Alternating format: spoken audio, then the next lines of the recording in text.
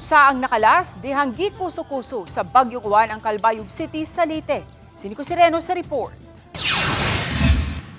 Sayo-sayo nga mipatuman ang kagamhanan sa Calbayog City sa preemptive evacuation sa mga nanimuyo sa danger zone.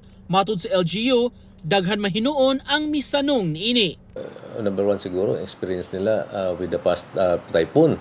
Di Upong kay makusugan na hangin. Then the Ramil was the plus flood. Then the Tino, nakita natin sa social media. So nagiging awareness nila.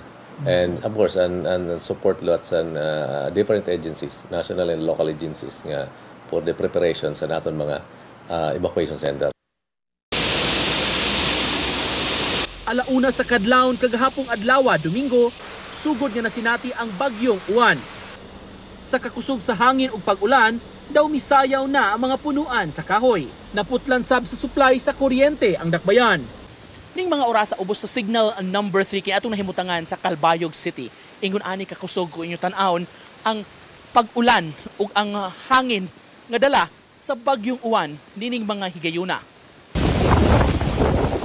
Sa Giwan Eastern Samar, kalit nga mitaas ang tubig sa may barangay Trinidad sa Tubabaw Island Sabado sa gabi. Sa UEP Katarman, Northern Samar, kundi kahimutang ang tulo ka barangay, diha-diha gipatuman ang forced evacuation alang sa kapin 200 ka mga tao. Sa kakusog sa hangin, naukab ang bahin sa atop sa barangay Kawayan Covered Court, haduol sa evacuation center. Sa Catbalogan City, Samar, nagubasab ang istruktura kilid sa dagat tungod sa pagsaka sa tubig. Sa Pier 2 sa Barangay 3, nakita ng lawas o sa kababay nga wa na kinabuhi uban sa nahugno niyang panimay. Uban ni Marlon Melgazo o Edward Tubilan, Nico Sireno, Balitang Bisdak.